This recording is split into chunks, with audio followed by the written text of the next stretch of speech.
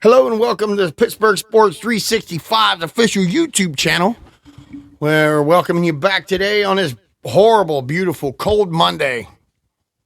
I went to the doctor's this morning and he told me my blood pressure is high. Oh, geez, I wonder why. Oh, that game yesterday was terrible. Now, I'm a team type of guy. I have nothing to do with pro sports. However, I have coached on middle school assistants and small guys, The wins football is fun when there's no prospects or, when there's no money involved in it, when the kids are just having a good time. So I have no professional coaching experience.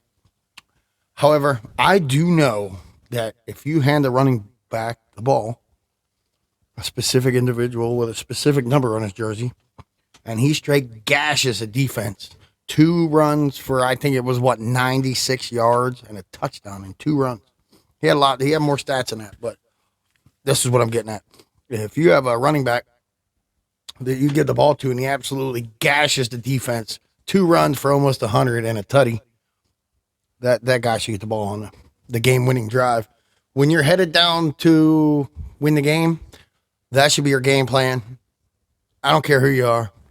I don't know who the hell he thought, Matt Canada thought he was catching off guard with those play calls. The execution wasn't there. It's a team thing. It starts at the coach and goes all the way down to the person that had their fingertips on the ball. If the ball comes close enough to you for you to get your fingertips on it, your job is to catch it. Millions of dollars being paid to these receivers. Sometimes not millions and hundreds of thousands, but lately, I think a lot of them are coming in at millions. So if you get your fingertips on that ball, you should catch it. Especially people like George Pickens and Deontay Johnson that have showed the ability to catch a ball with damn near every part of their body while upside down and landed on their head. So when you drop easy passes, I have no sympathy. It's terrible that they lost. I'm sorry. The Penguins, they had a shutout. That's awesome. See, because the week before, if I'm not mistaken, the Penguins lost and crashed a winning streak, and the Steelers won. And then this weekend, it's like the Yinzer Karma bus is running my ass over because this week the Steelers lose and the Penguins win. So there's always going to be heart problems and palpitations. If you do not have heart medication, you will be on heart medication before you're done being a Steelers fan. It's just part of being a real Yinzer. If the in-laws ain't pissing you off, the Steelers ain't pissing you off, Bob Nutting ain't pissing you off selling human beings for bags of cash, then the Penguins are going to piss you off. I mean, it's just part of being from Pittsburgh. There's really nothing you can do about it. Like it, love it, or leave it. I'm not going anywhere. I woke up this morning with a headache, but I'm still a Steelers fan. I didn't burn my jerseys. Like, if you go online after the Steelers beat the Browns, you got coaches getting fired. You got fans burning jerseys and so-called Browns fans smashing lamps that have Browns logos on them and all this. What the hell for? You worked all that time to pay for all that, and you're going to burn it. Even when Le'Veon Bell did what he did and Antonio Brown did what they did, I didn't burn my jersey. I paid for that. I went out and worked all day to pay for that.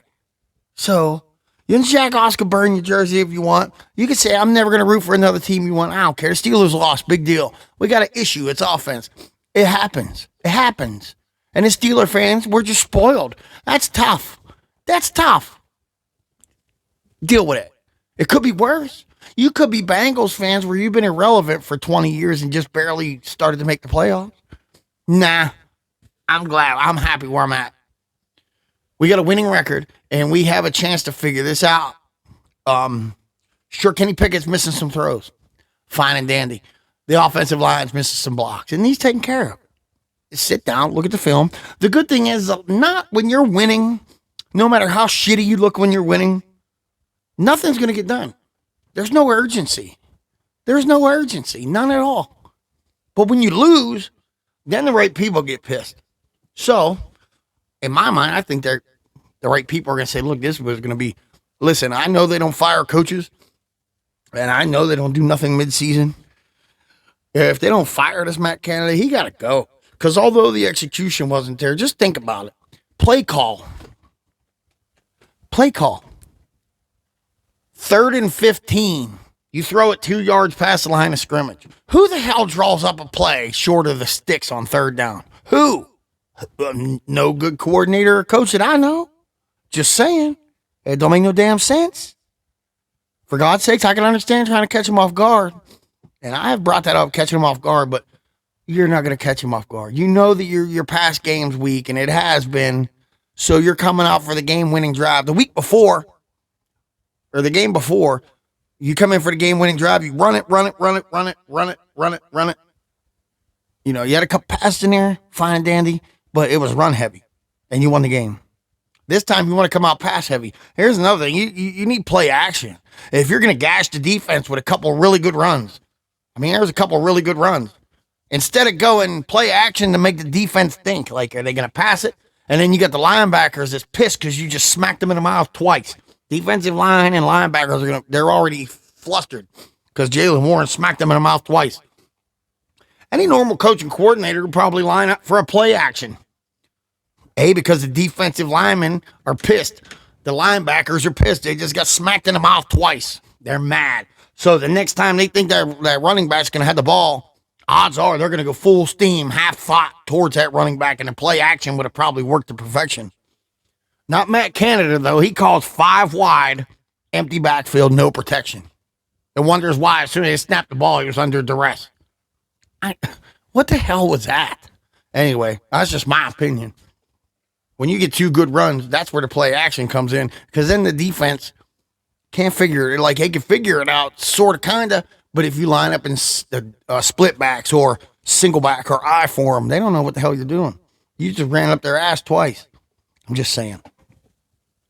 I just want to bring up a few things about players that ended up being really, really, really good, but had shitty starts. I'm just saying. It happens. It happens. Not everybody's Ben Roethlisberger. Not everybody's going to come in and rip off 14 wins in a row. It's not going to happen. As a matter of fact, that's very rare. In case of Eli Manning, think about it. His first year. I know this is Kenny's second year. I'm not stupid. But if you think about it, this is the first year that he came into the season knowing he was going to start. That's why I say first year. Not first year as a Steelers quarterback. First year where there was no doubt that leaving camp that this was his team. That's what I mean by first year. Not first year on the roster. First year having the team, knowing that you're going to be the starter. That's what I'm speaking of on first year here, so don't jump down my throat. Eli Manning, he came in. He had a terrible 6 touchdowns and 9 interceptions. But he got 2 Super Bowl rings, and he's probably going to be in a Hall of Fame. Franco Harris, running back, he had a horrible second-year slump. Year 1, he had 1,055 rushing yards and 10 touchdowns. It was like, 188 runs. He had 5.6 yards per carry average. Year number 2, he had 3 touchdowns and 698 yards with a 3.7. But look how he turned out. There's a miscommunication. They look confused at times. They got the wrong amount of people on the field. They had to blow a timeout at the end of the game because they were just lost. Substitution errors. I don't know if somebody's running the wrong route. Something isn't right. Like Ben and AB used to say, the Wi-Fi is not lit.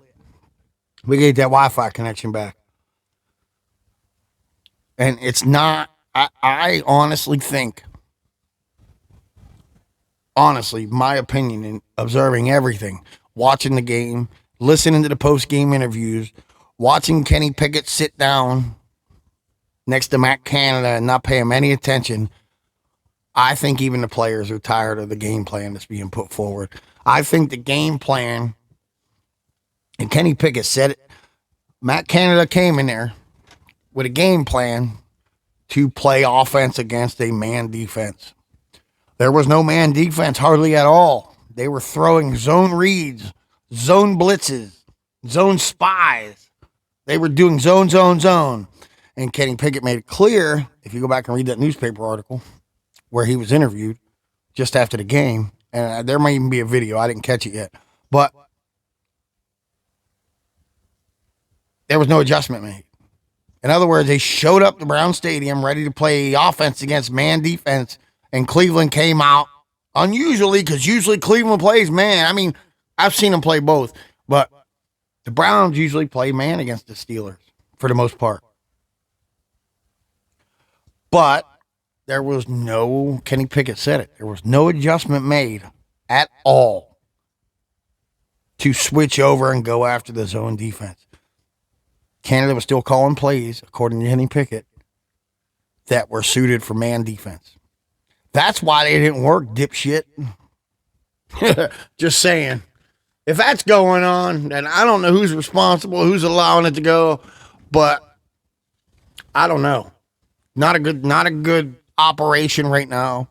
I'm not going to be ungrateful. I'm glad that we're winning, because think about it. Look at Mike Vrabel's team right now. Look at them. Look at the Titans.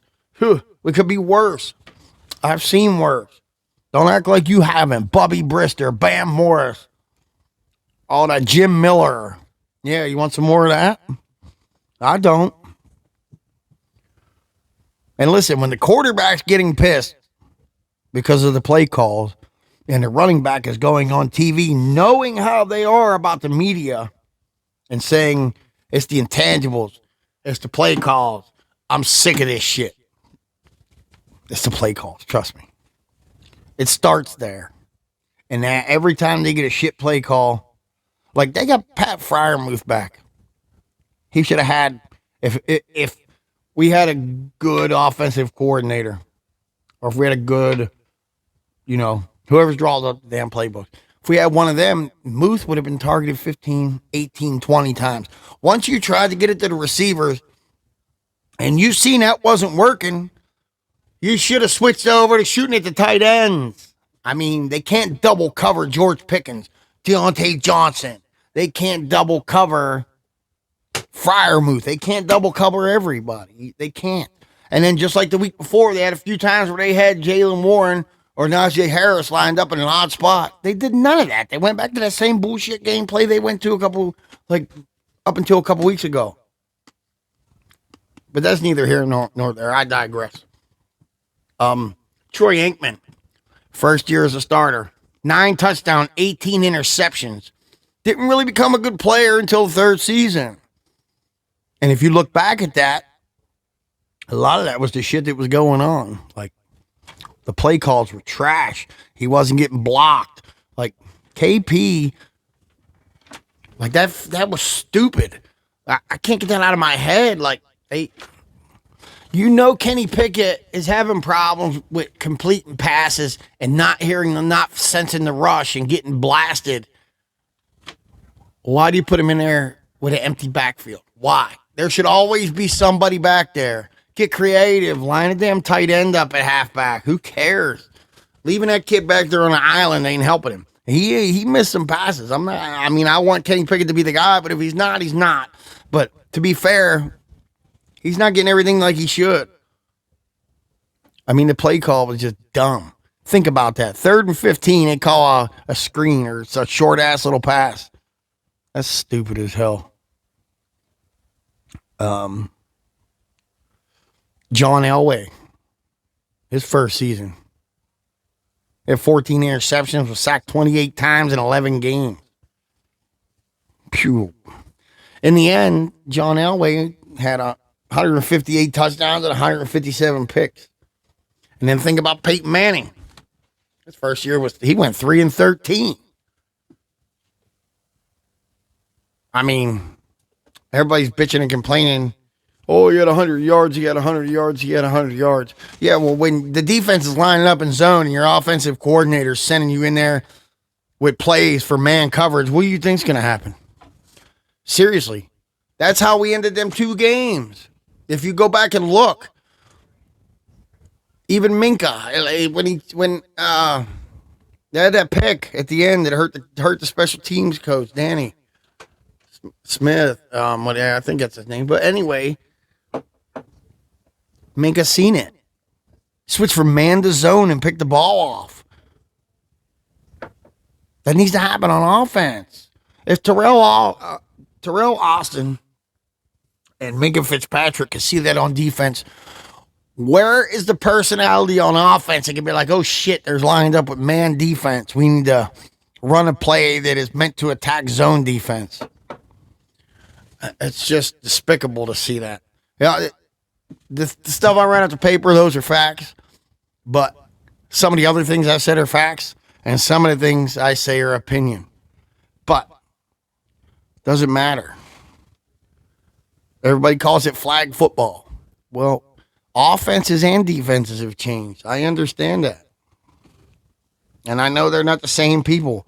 Football is different 1 year from now and 2 years from now. It's going to be different. It's going to be a 100% different game. It changes every single year. Something changes. Think about that. Shit, in 2008 and 2010, you could break someone's jaw pretty much. What did they say? The 2010 Pittsburgh Steelers defense is the reason for the player safety initiative. Think about that for a minute. Yes, the NFL changes. You can't say you can't compare this person to that person because everybody always does. You can't just tell me I can't do it. Yes, I can. Yes, I can. The defense was different in 1970, correct. But also, holding rules were different in 1970. That's a fact. Clotheslining people in 1970, that's a fact. You were allowed to do that. Back then, people used to put casts on and purposely give people concussions. Think about that for a minute. Yes, the game of football is different.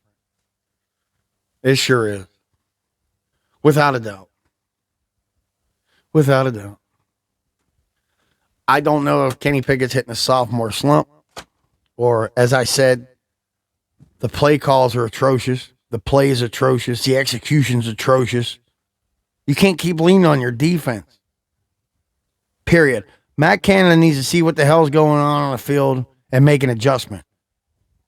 This time, they make somewhat of an adjustment. In my mind, hasn't been adequate. If you're going to say you're a fourth quarter team, then you need to put 21 to 28 points on the board in the second half, period. You can't come out tied and then lose by 3. They had the momentum swing in their favor. Hard, they had it swing in their favor. And the play call did not take advantage of it. I don't know. Just my opinion in that one. But the fact is, just go back and watch the highlights. 2 big runs, no play action. We ran right into empty set. You know Pickett's under duress on every other snap, so you're calling packages. You're calling the formation of wide out, wide receiver, and no halfback. You never want a quarterback that's under duress. It seems like they are running Ben Roethlisberger plays with Kenny Pickett, and that's not going to work. Ben loved that empty backfield shit because he was a backyard brawler. I'll give him his props. He was a backyard brawler. Kenny's a football player, man. And if he ends up not being it, that's fine. I'm not saying he's Frank Tarkenton or any of those fools. I'm saying that man, because he's always under duress and he doesn't sense pressure, should never be in that backfield alone. I don't care. I don't care if you take a backup center and put back there, which is ridiculous. I'm just saying Kenny Pickett should always have somebody next to him. He's oblivious to pressure. Like that hit from behind from Myles Garrett. If TJ Watt grabbing a quarterback and landing on him, roughing the passer, then that blindside hit from behind has to start becoming it's bullshit. And that touchdown, I've never seen a team score short of the goal line before. But that's not the reason we lost. Like I said, play call, execution, recognition, awareness, it's all in the toilets right now. It needs to be stopped. It needs to fix. All right, folks, if you're watching this at the Pittsburgh Sports 365 Facebook group, please take a little walk on over to our YouTube channel and like and subscribe. I want to thank all the admins and moderators of the group for being there for us. And I want to thank all the members for being a part of Steelers Nation, Penguins Nation, and Bucco Nation. We are Pittsburgh Sports 365.